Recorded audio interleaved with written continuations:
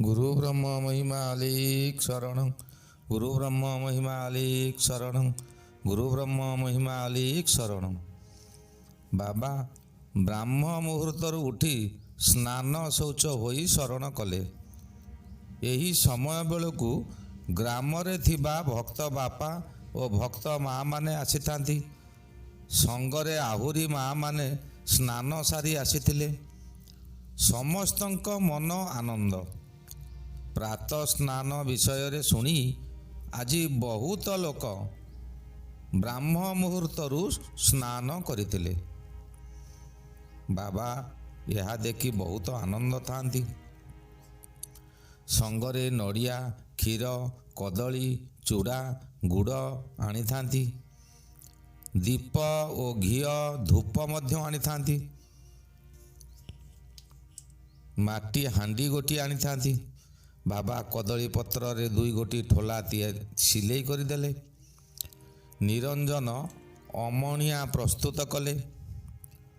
ଅମଣିଆ ଅର୍ପଣ ହେବ। ବାବା କହିଲେ, ଶଙ୍ଖ ବଜାଅ। ଶଙ୍ଖ ବାଜିଲା। ହୁଳହୁଳି ଦିଅ, ଘଣ୍ଟ ବଜାଅ। ମା' ମାନେ ହୁଳହୁଳି ଦେଲେ, ଶଙ୍ଖ ବଜାଇଲେ। ଭକ୍ତ ବାପା ମାନେ ଘଣ୍ଟ ବଜାଇଲେ। ବାପା ଅମଣିଆ ଡାକ ଦେଲେ। ମା' ମାନେ କହିଲେ, ଗୋଟିଏ ଛୋଟ ପିଲାକୁ ଶରଣ ହେବାକୁ ଓ ସେ ପିଲା ଭକ୍ତ ଘର ପିଲା ହୋଇଥିବାରୁ ଶରଣ ଅଳ୍ପ ଅଳ୍ପ ଜାଣିଥାଏ। ପିଲା ଯାଇ ବାବାଙ୍କୁ ଶରଣ ହେଲା। ବାବା ପିଲାକୁ ଆଶୀର୍ବାଦ କଲେ। ଏହାପରେ ସମସ୍ତେ ଯାଇ ଘର ଭିତରେ ବସିଲେ। ରାତ୍ର ପାହି ନଥିବାରୁ ବାବା ସେହି ବାହାରେ ବସିଲେ। ମା' ମାନଙ୍କୁ କହିଲେ, ବସ। ମୁଁ ଆଜି ଅଳ୍ପ କିଛି ନୀତି ଶିକ୍ଷା କଥା କହିବି। ମନ ଦେଇ ଶୁଣ। ଆଉ ନିୟମ ପାଳନ କରିବାକୁ ସଂକଳ୍ପ କର। ଯେପରି ତମ କଥା କେହି ଜାଣିପାରିବେ ନାହିଁ। କ'ଣ ସଂକଳ୍ପ କରିବ ନା, ତମ ପରିବାରର ଦୁଃଖ ଅନ୍ୟ କେହି ଜାଣିପାରିବେ ନାହିଁ। ଶୁଣ, ପ୍ରଥମରେ ହେଲା, ପ୍ରତ୍ୟେକ ପରିବାର ମଧ୍ୟରେ କିଛି ନା କିଛି ଅସୁବିଧା ଥାଏ। ତାହା ନିଜ ଘର ମଧ୍ୟରେ ସମାଧାନ କର। ସମାଜ ଆଗରେ ପ୍ରକାଶ କରିବନି। ଯେତେ ବଡ଼ ଧନୀ ହୁଅନ୍ତୁ ପଛକେ ଅଭାବ ସମସ୍ତଙ୍କ ପାଖକୁ ଆସେ। ଅଭାବ ଗୋଟାଏ ଏପରିକି ପରିବାରକୁ ଭାଙ୍ଗି ଦେଇପାରେ। ତମର ଅଭାବଟା ଅନ୍ୟ କାହାରି ପାଖରେ ପ୍ରକାଶ କରିବ ନାହିଁ। ସାହି ପଡ଼ିଶା ମାନେ ଦୁଃଖ ସୁଖର ସାଥୀ ସତ, କିନ୍ତୁ ଦୁଃଖରେ ତାଙ୍କୁ ସାହାଯ୍ୟ କର। ତାଙ୍କ ସୁଖରେ ଈର୍ଷା କର ନାହିଁ। ସାହି ପଡ଼ିଶାରେ ଯଦି କାହାର କେହି ଦୁଃଖରେ ପଡ଼ିଛନ୍ତି, କେହି ବିପଦରେ ପଡ଼ିଛନ୍ତି, ତାଙ୍କୁ ତମ ଶକ୍ତି ଅନୁଯାୟୀ ସାହାଯ୍ୟ କର। ଯଦି ସାହି ଭିତରେ କାହାରି କୌଣସି ଉନ୍ନତି କର୍ମ ହେଲା, ତାଙ୍କ ଉନ୍ନତି ହେଲା, ତମର ହେଲା ନାହିଁ, ଏଥିରେ ତମେ ତାଙ୍କ ପ୍ରତି ଈର୍ଷା କର ନାହିଁ। ସବୁ ଧରିନେବ ସେହି ପ୍ରଭୁଙ୍କର ଇଚ୍ଛା। ସେହି ଶୂନ୍ୟବାସୀ ଯାହାକୁ ଯାହା ଦେଉଛନ୍ତି ତାଙ୍କ ଇଚ୍ଛାରେ, ତାଙ୍କ କର୍ମଫଳ ନେଇ ତାଙ୍କୁ ଦେଉଛନ୍ତି।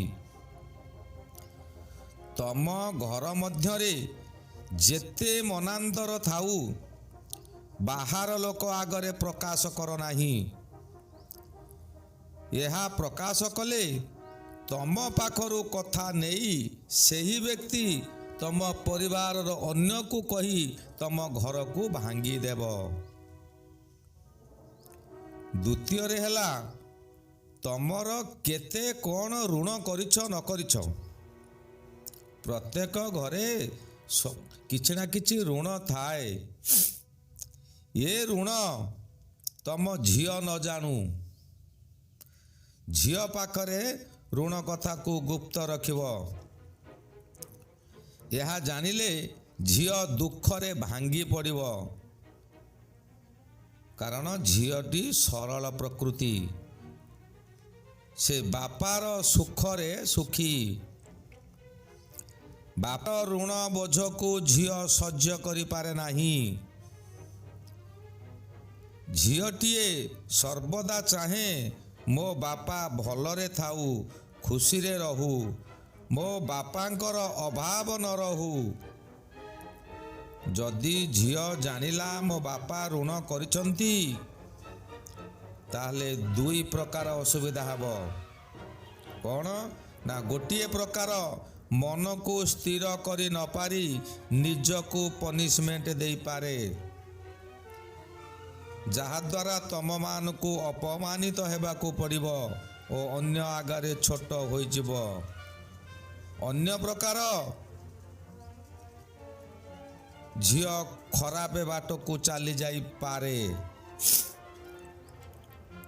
ତୃତୀୟରେ ହେଲା, ତମେ କେତେ ଧନ ସଞ୍ଚୟ କରୁଛ ସେ କଥା ତମ ପୁଅ ନ ଜାଣୁ। ଯଦି ପୁଅ ଜାଣିଲା ଯେ ମୋ ବାପା ପାଖରେ ଏତେ ଧନ ଗଚ୍ଛିତ ଅଛି, ତେବେ ସେ ପୁଅ ଗର୍ବରେ ଫାଟି ପଡ଼ିବ। ଭୁଲ ବାଟରେ ପାଦ ଦେଇ ତଳକୁ ତଳକୁ ଖସିଯିବ। ଯେତେ ସବୁ ଅନୀତି କର୍ମ ସବୁ କରି ବସିବ। ସଞ୍ଚିତ ଧନକୁ ଅବାଟରେ ଖର୍ଚ୍ଚ କରି ନିଜର ବାହାଦୁରୀ ଦେଖାଇବ ଓ ବାପାଙ୍କ ମନରେ ଗଭୀର ଆଘାତ ଦେବ। ଚତୁର୍ଥରେ, ବାପାମାନେ ଶୁଣ, ମନ ଦେଇ ଶୁଣ, ତମ ମାଆକୁ ଶାନ୍ତିରେ ରଖିବାକୁ ପ୍ରାଣପଣେ ଚେଷ୍ଟା କରିବ। ମାଆର ମନ କିପରି ଶାନ୍ତି ରହିବ ଚେଷ୍ଟା କର। ମାଆର ମନ ଜାଣି ତାଙ୍କ ସେବା କରୁଥିବ। କିନ୍ତୁ ସ୍ତ୍ରୀର ଦୁର୍ଗୁଣ ମା ପାଖରେ କିଛି କୁହନ୍ତୁ ନାହିଁ। ଏହା କହିଲେ ଦୁଇ ପ୍ରକାର କ୍ଷତି ହୁଏ।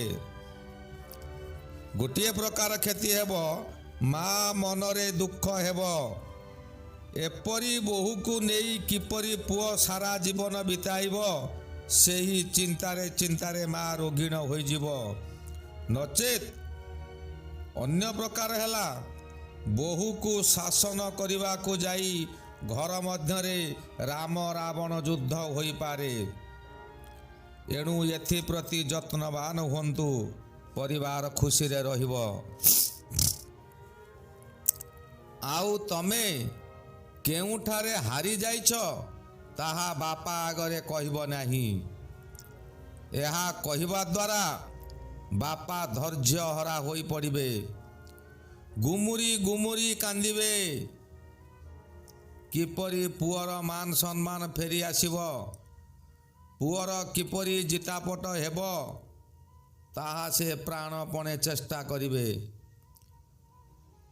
ଏହାଦ୍ୱାରା ବହୁତ ଗୁଡ଼ାଏ ଋଣ କରି ବସିବେ, କିମ୍ବା ବାପାଙ୍କର ମୁଣ୍ଡ ଶତ୍ରୁର ପାଦ ତଳେ ବନ୍ଧା ପଡ଼ିଯିବ।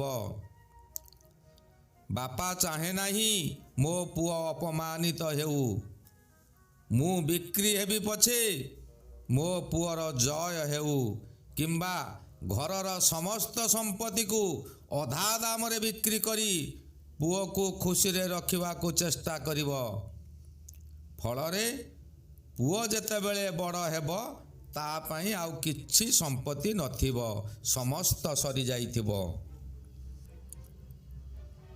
ଷଷ୍ଠରେ ଶୁଣନ୍ତୁ, ମନେ କରନ୍ତୁ ତମେ ବାପାଙ୍କର 2 ବା 3 ପୁଅ। ବାପା ତମକୁ ଅଧିକ ଭଲ ପାଆନ୍ତି, କିନ୍ତୁ ଅନ୍ୟ ଭାଇମାନଙ୍କ ପାଖରେ କହିବ ନାହିଁ ଯେ ବାପା ମୋତେ ବେଶୀ ଭଲ ପାଆନ୍ତି। ଏହାଦ୍ୱାରା ଅନ୍ୟ ଭାଇମାନେ ଜୀବନ ନେବାକୁ ପଛାଇବେ ନାହିଁ, ଆପଣଙ୍କର ହେଉ କିମ୍ବା ଆପଣଙ୍କ ବାପାଙ୍କର ହେଉ, କିମ୍ବା ବୃଦ୍ଧ ସମୟରେ, ଯେଉଁ ସମୟରେ ବାପା ବୃଦ୍ଧ ହୋଇଯିବେ, ଆଉ କିଛି କାମଧନ୍ଦା କରିପାରୁନଥିବେ, ଅନ୍ୟ ଭାଇମାନେ ଭରଣ ପୋଷଣ କରିବେ ନାହିଁ, କଳି କରିବେ, ସେ ସମୟରେ ବାପା ମା ଉପାସରେ କଲବଲ ହେବେ, ସବୁ ପାପ ଆପଣ ମୁଣ୍ଡାଇବେ। ତମେ ସପ୍ତମରେ ହେଲା, ତମ ଘରେ ତମେ କ'ଣ କିଣିଲ କ'ଣ ନ କିଣିଲ ତାହା କେବେ ଭଉଣୀ ଆଗରେ ବଖାଣି ବସିବ ନା।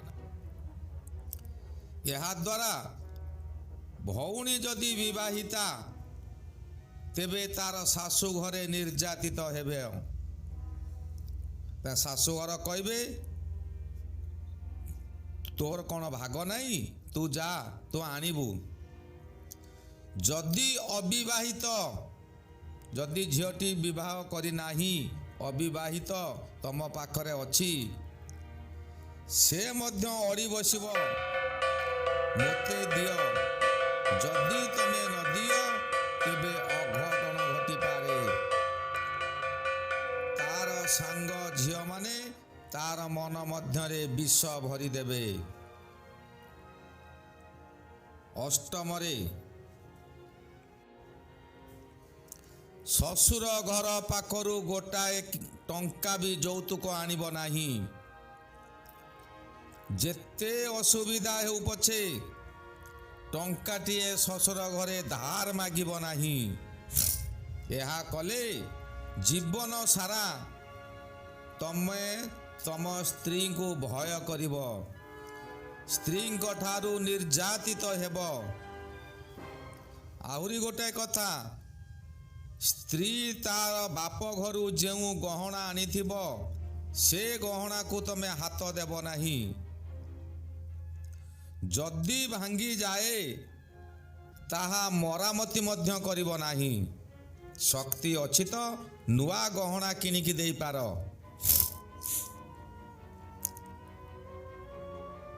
ଯଦି ଧାର ଆଣିଛ, ସର୍ବଦା ଶୁଣିବାକୁ ପଡ଼ିବ। ତମ ସ୍ତ୍ରୀ ସର୍ବଦା କହିବ, ଦେଇପାରିବ ନାହିଁ ତ ଆଣୁଥିଲ କାହିଁକି? ପ୍ରତ୍ୟେକ ସମୟରେ ତମେ ଅପମାନିତ ହେବ। ଶ୍ୱଶୁର ଘରକୁ ମନକୁ ମନ କେବେ ଯିବ ନାହିଁ, ସେଠାରେ ସମ୍ମାନ ହାନି ହେବ। ପାଣି ଲୋଟାଏ ମଧ୍ୟ ମିଳିବ ନାହିଁ ତମକୁ। ଏହାର କାରଣ ଗୋଟିଏ ମୁଁ କହୁଛି, ଶାସ୍ତ୍ରରେ ଅଛି 3 ନମ୍ବର ବେହିଆ।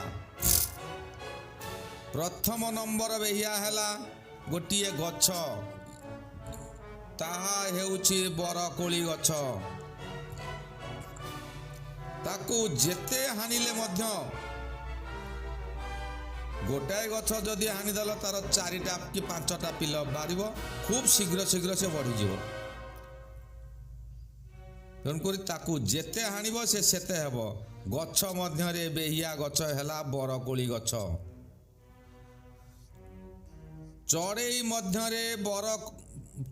ମଧ୍ୟରେ ବଡ଼ ବେହିଆ ଚଢ଼େଇ ହେଲା ଘରଚଟିଆ ଚଢ଼େଇ। ଆଜିକାଲି ତମେ ଘରଚଟିଆ ଦେଖିବା ମୁସ୍କିଲ। ଆଗରୁ ସମସ୍ତଙ୍କର ଚାଳ ଘର ଥିଲା। ଚାଳ ଘର ଭିତର ପଟରେ ସେ ଛଣକୁ କଣା କରି ତା ଦେହରେ ଗୋଟିଏ ସୁନ୍ଦର ବସା ତିଆରି କରନ୍ତି। ଘରେ ବିଭିନ୍ନ ପ୍ରକାର ଅଳିଆ ପକାନ୍ତି, ଛଣଟା ଘରେ ଗଦା କରିଦିଅନ୍ତି। ବାଡ଼ି କେଞ୍ଚି ଘରର ଲୋକମାନେ ତାକୁ ଘଉଡ଼ାଇ ଦିଅନ୍ତି। ତାକୁ ଯେତେ ଘଉଡ଼ାଇବ, ତାର ବସା ଯେତେ ଥର ଭାଙ୍ଗିବ, ସେ ବେହିଆପଣରେ ବାରମ୍ବାର ତିଆରି କରୁଥିବ। ତେଣୁ ଚଢ଼େଇ ମଧ୍ୟରେ ବେହିଆ ଚଢ଼େଇ ହେଲା ଘରଚଟିଆ। 3 ନମ୍ବର ବେହିଆ ହେଲା ଯିଏ ବିନା ନିମନ୍ତ୍ରଣରେ ଶ୍ୱଶୁର ଘରକୁ ବାରମ୍ବାର ଯାଏ, ଶ୍ୱଶୁର ଘରେ ତାର ସମ୍ମାନ ମିଳିବ ନାହିଁ। ତାକୁ ପାଣି ଢାଳଟିଏ ମଧ୍ୟ ଗୋଡ଼ ଧୋଇବାକୁ ମିଳିବ ନାହିଁ। ତାକୁ କେହି ସମ୍ମାନ କରିବେ ନାହିଁ। ଶ୍ୱଶୁର ଘର ସମ୍ମାନ କରିବେ ନାହିଁ କି ତାଙ୍କ ସାହିରେ କେହି ବି ସମ୍ମାନ କରିବେ ନାହିଁ। କିନ୍ତୁ ସେ ବେହିଆ ମୁହଁରେ ସେଇଠିକି ଯାଉଥିବ। 3 ନମ୍ବର ବେହିଆ ହେଲା ଯିଏ ବିନା ନିମନ୍ତ୍ରଣରେ ଶ୍ୱଶୁର ଘରକୁ ଯାଏ। 9ମରେ ହେଲା ବିଶେଷ କଥା କହୁଛି, ଏହା ସମସ୍ତଙ୍କ ପକ୍ଷେ ଜରୁରୀ। ତମ ସ୍ତ୍ରୀ ଦୁଷ୍ଟ ହେଉ ବା ଶାନ୍ତ ହେଉ, ତାଙ୍କୁ କେବେ ଘରୁ ବାହାର କରିବ ନାହିଁ। ଏହା ଦ୍ୱାରା ସେ ପର ଘରକୁ ଯିବ ଓ ନିଜର ଇଜ୍ଜତ ନଷ୍ଟ କରିବ। ତମକୁ ଦଣ୍ଡିତ କରିବା ପାଇଁ ସେ ତାଙ୍କର ସର୍ବସ୍ୱ ଦେଇଦେବେ। ରାଜଦଣ୍ଡ ଭୋଗିପାର କିମ୍ବା ଆକ୍ରୋଶର ଶିକାର ହେବ। ଏହି 9ଗୋଟି କଥାକୁ ଅତି ଗୁରୁତର ସହ ପାଳିବ। ଏହା ଦ୍ୱାରା ବିପଦ ତୁମକୁ ବାଧିବ ନାହିଁ। ନିଜ ଗୁମର କଥା ଅନ୍ୟ କେହି ଜାଣିବେ ନାହିଁ। ବାବା କହିଲେ, ରାତ୍ରି ପାଇଗଲାଣି, ଜଳପାନ କରିବା। ଏହାପରେ ଅଲେଖ ସାଧୁ କାହିଁକି ଲୁଣ ଖାଆନ୍ତି ନାହିଁ? ଲୁଣ ଖାଇବା ଦ୍ୱାରା ଆମ୍ଭମାନଙ୍କର କ'ଣ କ୍ଷତି ହୁଏ ତାହା ମୁଁ କହିବି, ଶୁଣିବ। ଗୁରୁ ବ୍ରହ୍ମ ମହିମା ଅଲେଖ ଶରଣ। ଗୁରୁ ବ୍ରହ୍ମ ମହିମା ଅଲେଖ ଶରଣ। ଗୁରୁ ବ୍ରହ୍ମ ମହିମା ଅଲେଖ ଶରଣ ଶରଣ ଶରଣ।